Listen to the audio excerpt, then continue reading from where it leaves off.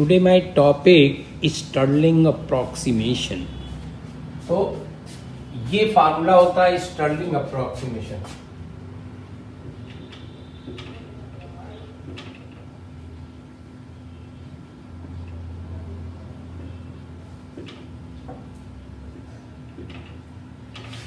Stirling approximation इसी को लिख सकते हैं log n की पावर n e के पावर माइनस n या log n के पावर n e के पावर माइनस n.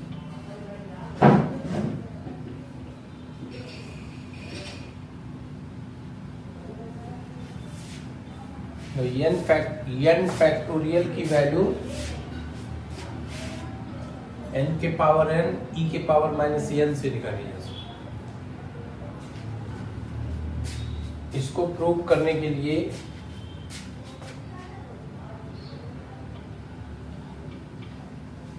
तो प्रूफ में n फैक्टोरियल को लिखा जा सकता है take n factorial is equal to n minus 1 dot dot dot dot 3 2 1 log n factorial log n minus 1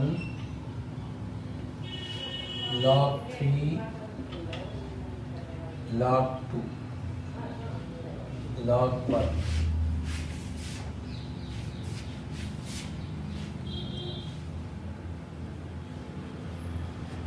कुल मिलाकर के इसको if n is very large तो इसको लिखा जा सकता है integral 1 to n log x dx. n is very large. बहुत ज्यादा संख्या हो जाएंगी तो इंटीग्रेशन से निकालना पड़ेगा. जब आप इसको इंटीग्रेट करोगे log x और 1 log x और 1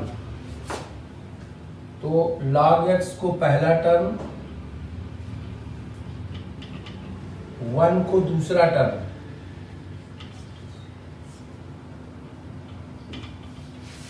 d by dx log x और 1 का इंटीग्रेशन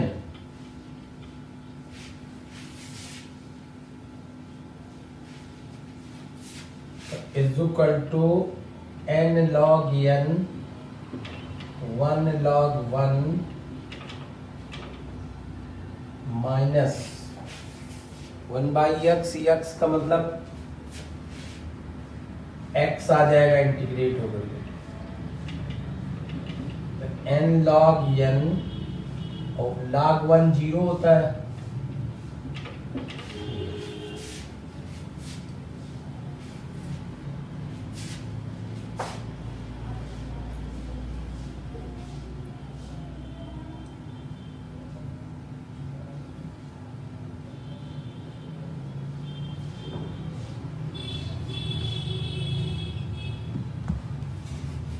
क्योंकि n बहुत लार्ज है इसलिए 1 को निग्लेक्ट कर देते हैं.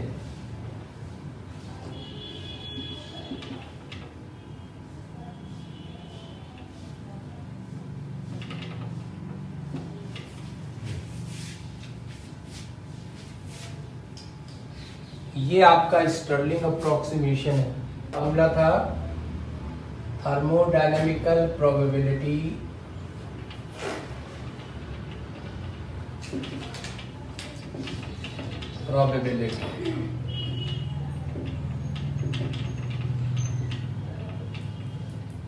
डेफिनेशन थी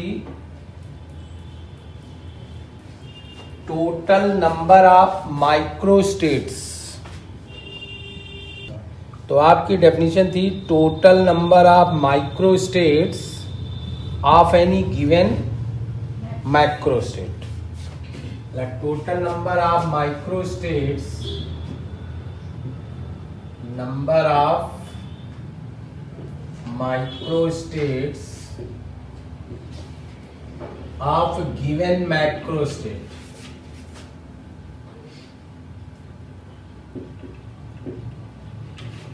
is called thermodynamical probability, और इसको इस साइन से डिनोट करते हैं। तो ओम इज इक्वल टू, फार्मूला होता है product summation n factorial upon ni factorial. आपने आप एक 4 कॉइन का एक क्वेश्चन था, 2 और 2 की बात करना चाहते हैं। n बराबर 4, n1 इज इक्वल टू 2 और n2 इज इक्वल टू, मतलब 2 में हेड आए 2 में टेल आए। तो आपके हिसाब से 2 केवल केस हैं, तो ये हो गया n factorial upon n1 factorial और n2 फैक्टोरियल। तो n फैक्टोरियल का मतलब 4 हो गया, n1 का मतलब 2 हो गया, n2 का मतलब 2 हो गया। सॉल्व करोगे तो आ जाएगा 4 3 2 1, 2 into 1 और 2 into 1, 6 बने होंगे। आप मैन्युअली बनाया होगा तो 6 बने होंगे, तो आपको अभी भी 6 ही हैं जाकर। तो इस प्रकार से न्यूमेरिकली यहाँ से निकाला जा सकता है, और मैन्युअली हमने आपको बताया था दोनों मैच करेंगे।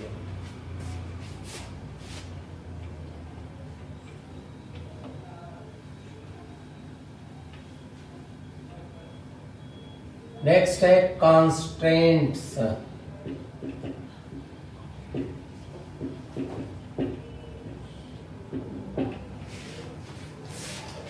Constraints.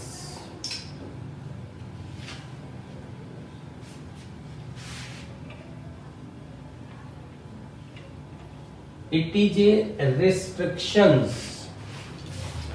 It is a restrictions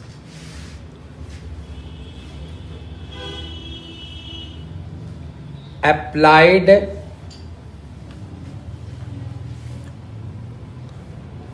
during the distribution of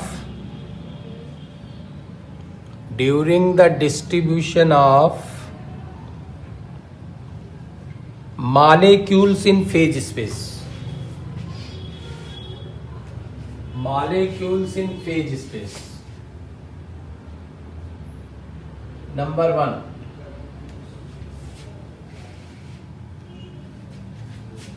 1, total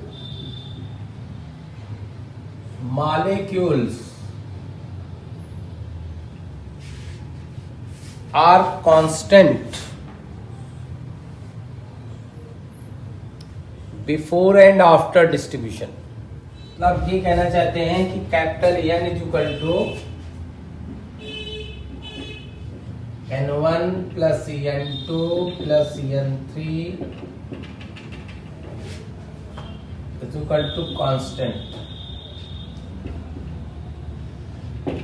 अगर 10 पार्टिकल दिए हैं, हमने कहा है कि 4 सेल में बांटिए, तो 4 सेल में बांटने के बाद अगर पार्टिकल जोड़ोगे तो 10 ही आने चाहिए। मतलब पार्टिकल जितने हैं उतने आपको ऐड करने के बाद आना चाहिए।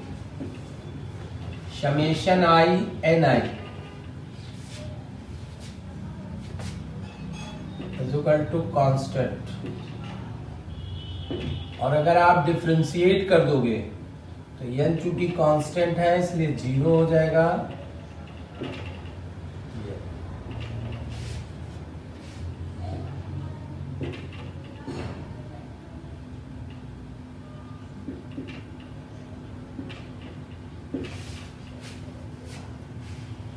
This is one constant।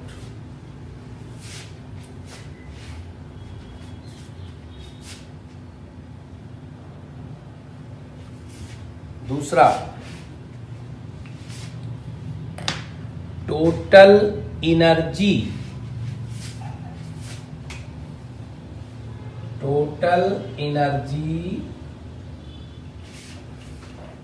Given for distribution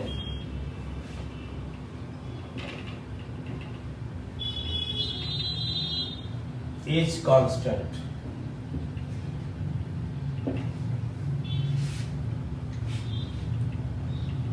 N1 epsilon 1, N2 epsilon 2. epsilon 1 पहले सेल की एनर्जी है, epsilon 2 दूसरे की। इसको लिखा जाएगा summation i ni epsilon I is equal to constant.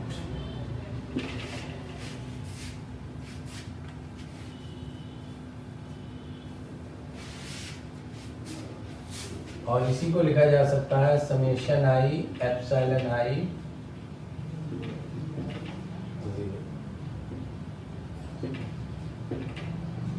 Second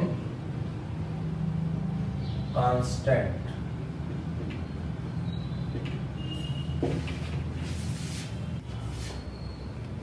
इस पर एक प्रॉब्लम है,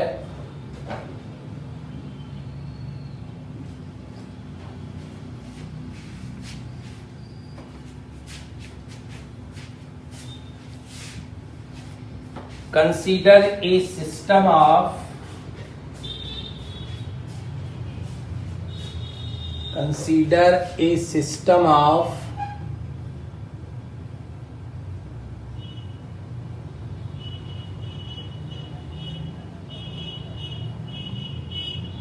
three cells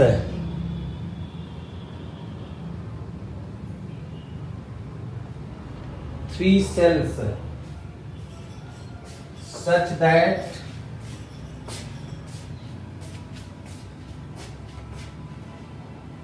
N1 is equal to 6, N2 is equal to 4, N3 is equal to 3। तीन सेल में इतने इतने पार्टिकल जाएंगे एंड एनर्जीज आर एप्सिलॉन 1 बराबर 0,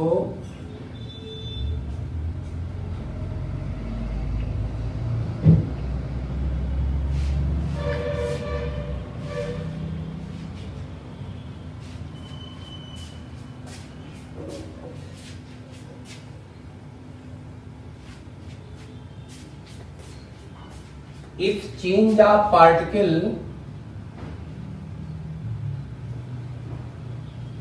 delta n3 is equal to -2,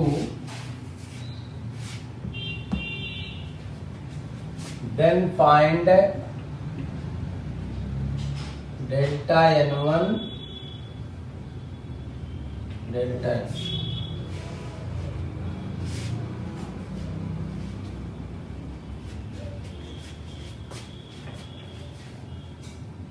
तो बिल्कुल कांस्टेंट से रिलेटेड है। एक इक्वेशन तो आप बनाइए समेशन i डेल्टा ni बराबर 0, constant 1।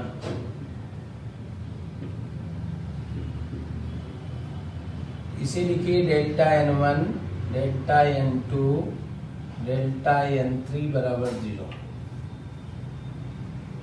Delta n1 delta n2 -2 बराबर 0, n1 डेल्टा n2 बराबर 2।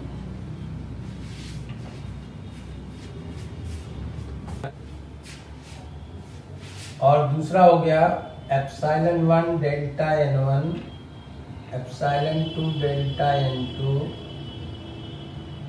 डेल्टा n3 बराबर 0, summation i epsilon i delta ni बराबर 0, कांस्टेंट 2।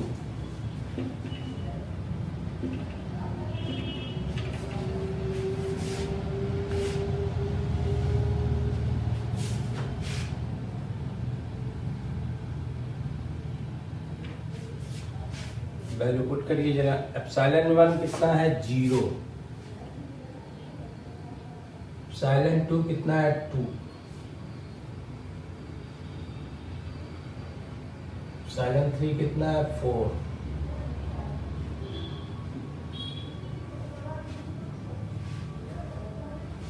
तो delta n2 plus 2 delta n3 बराबर 0।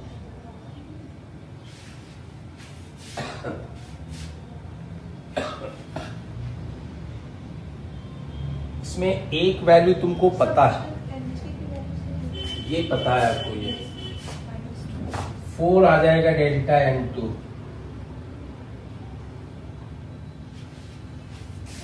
-2 जैसे ही रखोगे तो 4 आ जाएगा। अब के वैल्यू आप जो है आप इसमें रख दीजिए तो डेल्टा n1 निकल आ जाएगा। Putting in equation number 1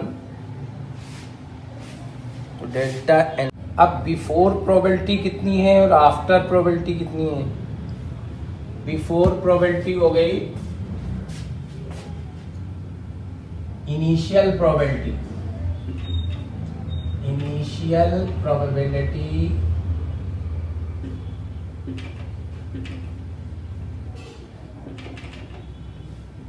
n factorial upon n1 factorial n2 factorial n3 factorial.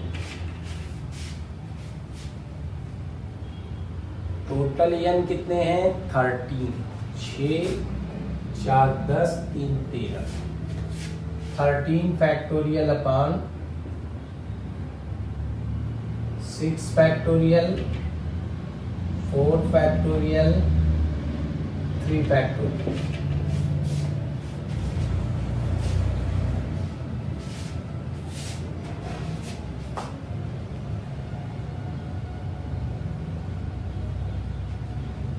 Final क्या हो जाएगी?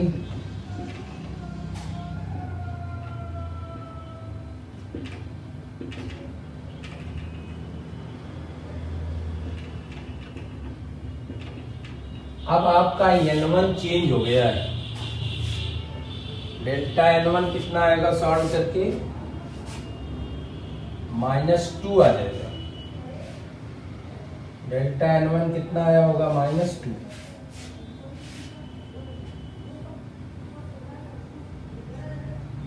पहले n1 कितने थे? 6। अब n1 कितने रह गए? n1 dash factorial, n2 dash factorial, n3 dash factorial. 13 में तो कोई अंतर नहीं है। n1 डैश कितना हो गया? 2 कम हो गया, 4 फैक्टोरियल। n2 में क्या आया है ना? 4 कम हो रहा है, बढ़ रहे हैं 4। डेल्टा n2 में क्या है? 4 बढ़ जाएंगे, कितना हो जाएगा? 8 फैक्टोरियल। और n3 में 2 कम हो रहे हैं, 1। This is the end of my lecture on Stirling approximation.